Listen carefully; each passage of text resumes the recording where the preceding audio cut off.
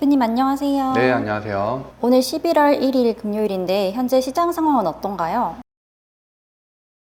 미국 증시부터 살펴볼게요. 다우존스, 나스닥 소폭 하락이 나오긴 했습니다. 나스닥 같은 경우 특히나 2.76% 굉장히 오랜만에 장대 음봉이 발생하긴 했지만 다우존스 기준으로 보면 추세선을 한번 그려보면 결국은 이 정도 라인이 되거든요. 그러니까 결국에는 좀 더 많이 빠지고 좀 더 오버슈팅 할 때도 있었지만 결국엔 추세선 안에서 놀았다.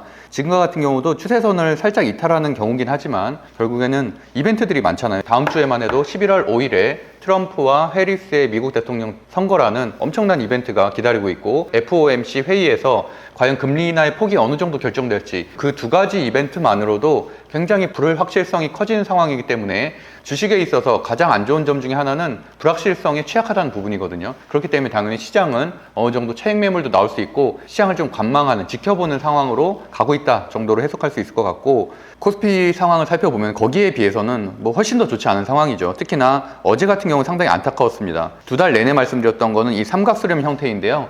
삼각수렴 형태로 변동성이 잦아지는 가운데 결국엔 금투세 유예나 폐지라는 강력한 호재가 확정이 되게 되면 주가 상방을 예측을 했었는데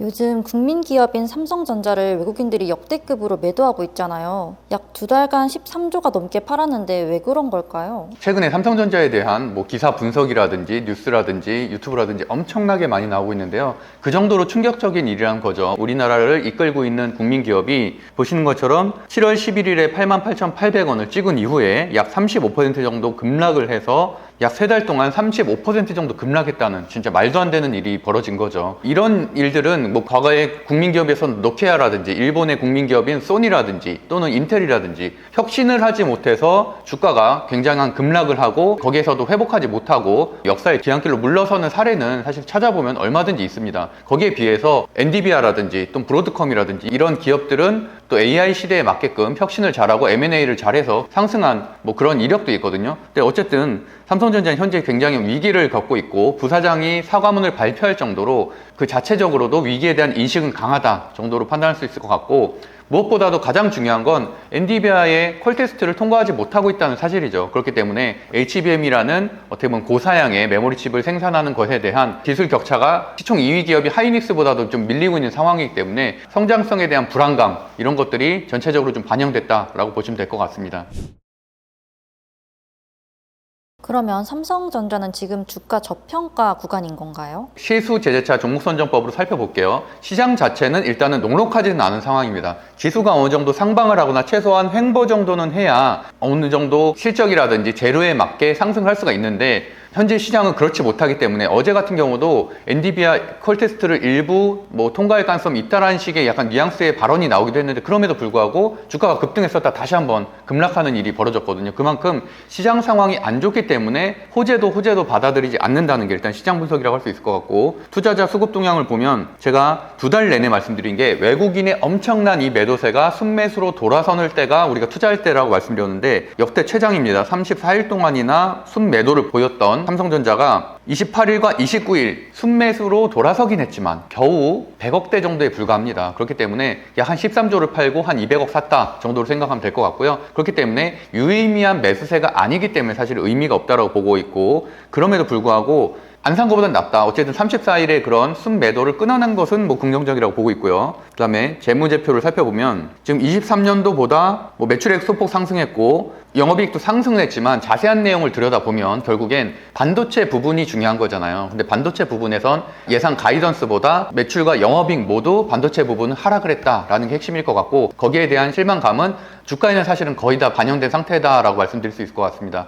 그러니까 삼성전자는 현재 PBR이 1.0 이하인 상태인데요. 어느 정도 수준이라고 판단할 수 있냐면 삼성전자를 크게 보면 반도체 사업, 가전 사업, 휴대폰 사업 이렇게 세 가지를 하고 있잖아요. 근데 반도체를 제외한 가전제품과 스마트폰 사업부의 밸류에이션만 쳐도 현재 주가 정도 된다는 얘기입니다. 그러니까 결국에는 반도체를 거의 마이너스로 보고 있다는 얘기거든요. 반도체가 실제로는 그래도 몇 조 대의 영업이익이 나고 있음에도 불구하고 그 정도로 삼성전자는 어쨌든 저평가 영역인 건 맞지만 모든 주식이 다 저평가되어 있다고 주가가 오르는 건 아니죠. 당연히 투심도 받쳐줘야 되고 시장 상황도 받쳐줘야 되고 어느 정도는 재료도 발생해야 되기 때문에 그런 상황에선 총체적 난국에 있는 상황이다라고 볼 수 있을 것 같습니다. 그럼 지금 삼성전자를 사도 되나요?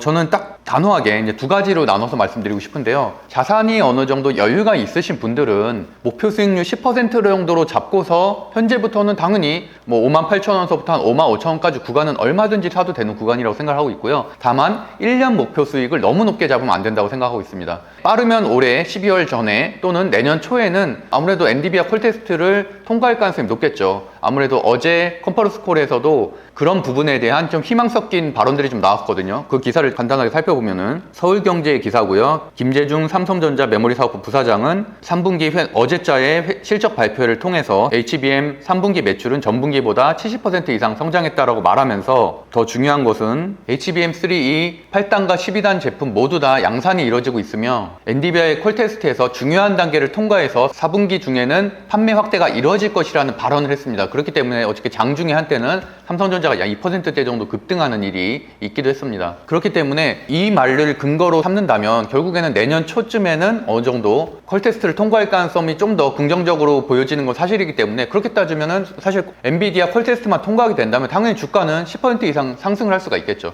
그래서 그런 목표 수익률을 잡는다면 괜찮지만 특히나 20, 30대들 시드머니가 적은 분들은 오랜 기간 동안 장기적으로 뭐 5%, 10% 내에서 물릴 가능성이 있기 때문에 그런 분들은 뭐 1년에 사실은 10%를 보고 투자하기에는 조금 아쉽다라고 생각을 해서 시드머니가 적은 분들보다는 아무래도 안정적인 자금이 있는 분들은 적금식으로 지금 투자하기에도 충분히 괜찮은 매수 방법이라고 생각하고 있습니다. 그러면 삼성전자의 주가가 상승 추세로의 전환은 언제쯤 될까요? 네, 현재는 하락에서 조금 횡보하고 있는 추세 정도라고 보면 되실 것 같고요. 그렇기 때문에 지금 바닥 같은 경우도 55,700원에서 한 번 정도 나왔기 때문에 아직은 신뢰가 부족합니다. 최소한 2번 정도는 바닥이 형성돼야지 보통 대바닥이라고 표현할 수가 있는데요.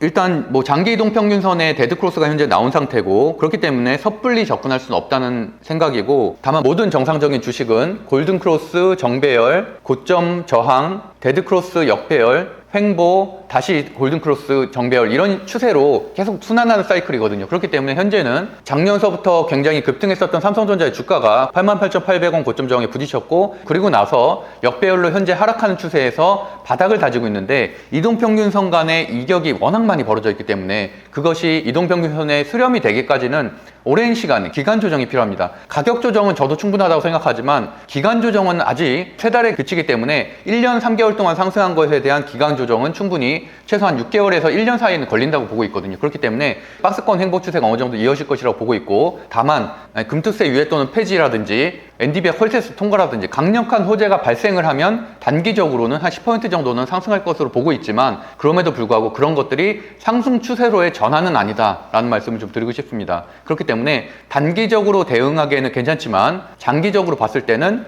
결국엔 상승 추세로 전환하기까지는 굉장히 오랜 시간이 걸릴 것이다 라고 예상하고 있습니다. 네, 어쨌든 삼성전자에 지금 물려있는 많은 주주들이 있을 텐데요. 저도 굉장히 안타깝고 당연히 우리 국민기업인 삼성전자가 다시 한번 혁신 성장을 통해서 과거의 명성을 되찾기를 바라는 마음입니다. 어쨌든 그럼에도 불구하고 삼성전자는 역사적으로 저평가 구간임에는 확실합니다. 그렇기 때문에 이런 종목을 사실은 분할 매수해 가서 적립식으로 모아가는 것들도 하나의 좋은 투자라고 생각하기 때문에 이번 기회를 통해서 좀 더 합리적인 주식 공부를 하시고 현명한 투자를 하시길 바라겠습니다. 감사합니다.